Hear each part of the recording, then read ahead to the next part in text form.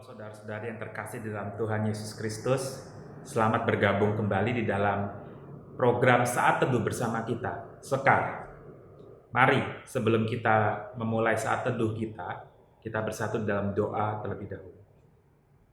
Bapa kami yang ada di surga, mengucap syukur ya Tuhan untuk hidup dan hari baru yang Engkau berikan kepada kami. Kami mau memulai hari kami dengan mengalaskannya di dalam firman Tuhan dan juga relasi kami dengan Engkau. Tuhan, biarlah kiranya perenungan pada pagi hari ini membentuk hati kami. Di dalam nama Tuhan Yesus Kristus kami berdoa. Amin. Perenungan kita pada pagi hari ini terambil daripada kitab Matius, pasal yang ke-22, ayat yang ke-37 sampai 39. Saya akan membacakannya buat saudara-saudari sekalian. Jawab Yesus kepadanya, "Kasihilah Tuhan Allahmu dengan segenap hatimu, dan dengan segenap jiwamu, dan dengan segenap akal budimu. Itulah hukum yang pertama, yang terutama dan yang pertama. Dan hukum yang kedua, yang sama dengan itu ialah, kasihilah sesamamu manusia seperti dirimu sendiri." Saudara-saudari sekalian, perenungan ini terkait dengan khotbah yang kita dengar pada hari Minggu kemarin. Mengasihi Tuhan dan mengasihi sesama. Saudara-saudara sekalian, ini adalah hukum atau prinsip hidup yang paling dasar, yang paling basic di dalam kehidupan umat Tuhan. Dan bahkan saudara-saudara sekalian, menurut saya, hukum ini, prinsip ini juga adalah prinsip yang paling dasar, yang paling basic, yang harus dihidupi oleh setiap manusia yang ada di dunia. Mengapa?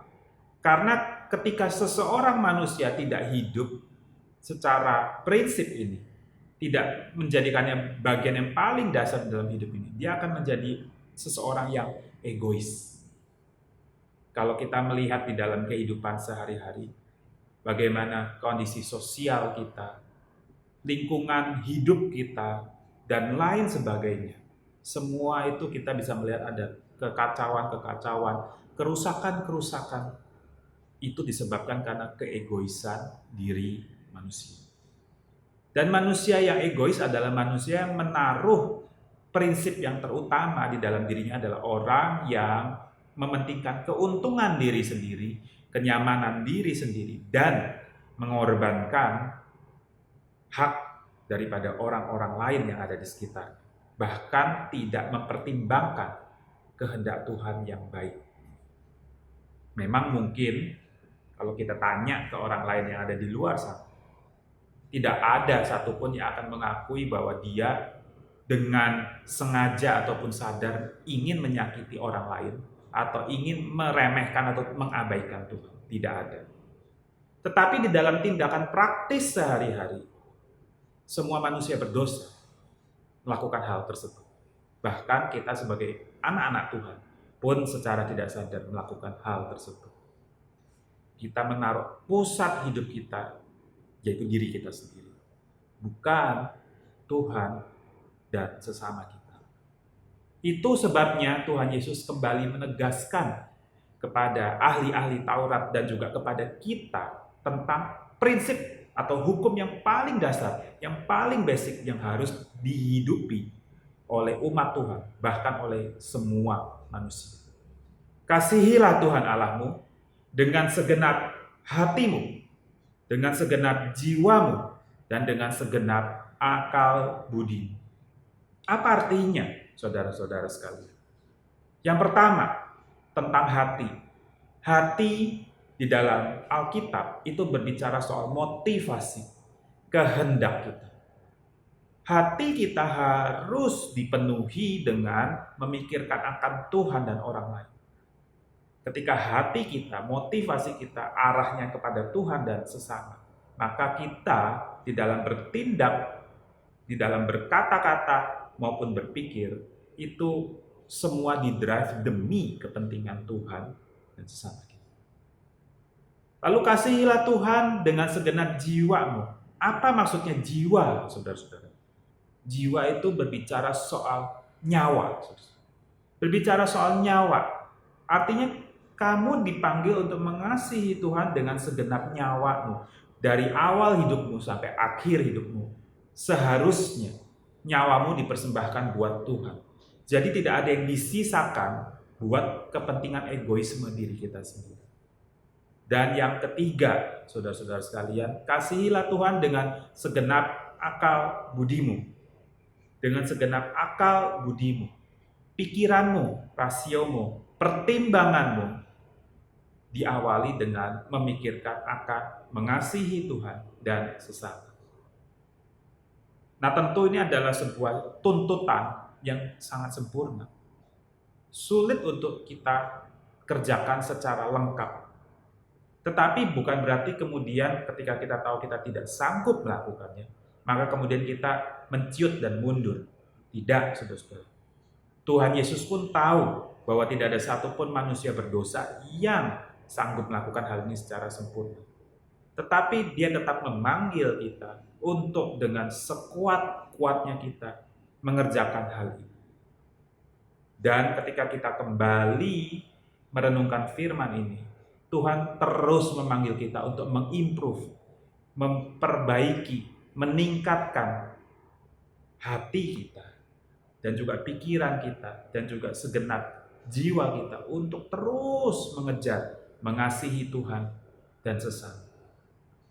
Jikalau setiap umat Tuhan setia kepada prinsip yang dasar ini, saya yakin saudara-saudara sekalian, kerajaan Allah datang ke dalam dunia.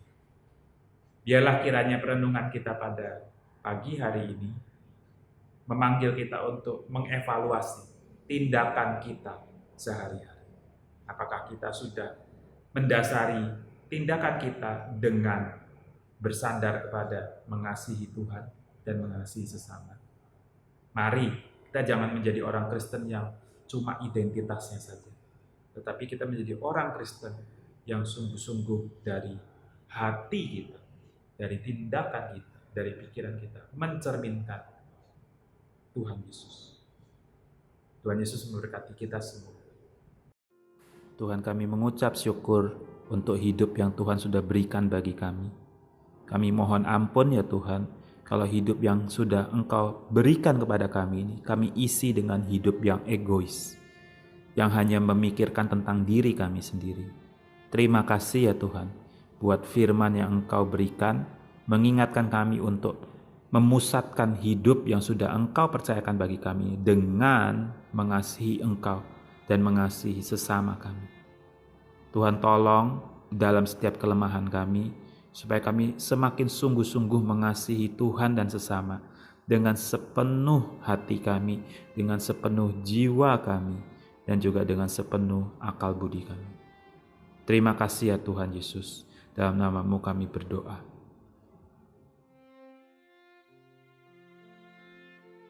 Mari jemaat sekalian, kita juga mengambil waktu sejenak untuk berdoa syafaat bagi beberapa hal. Yang pertama, mari kita berdoa untuk relasi kita dengan Tuhan setiap hari, dan juga bagaimana kita menjalani relasi kita dengan sesama kita setiap hari, secara khusus di dalam keluarga dan juga di dalam pekerjaan dan pelayanan kita. Apakah kita sudah memberikan kehangatan kasih Kristus kepada mereka?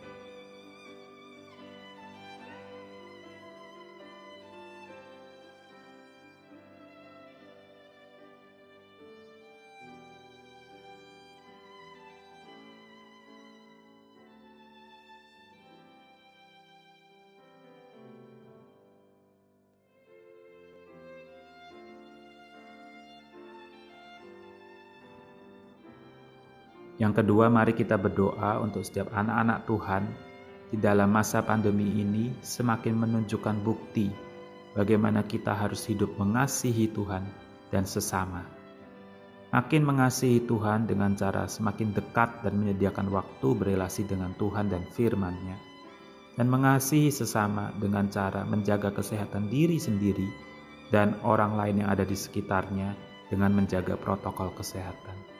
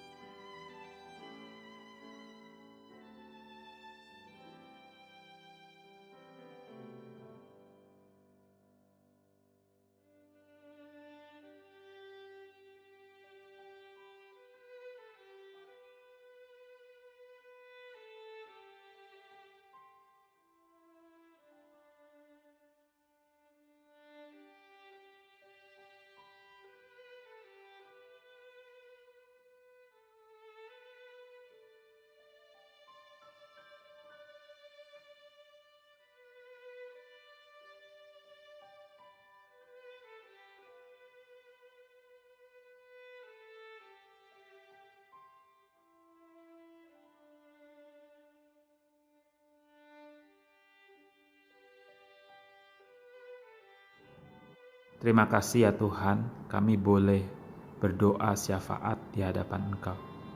Biarlah kiranya doa-doa kami berkenan di hadapan Engkau, dan Engkau menyatakannya sesuai dengan waktu dan rencana-Mu.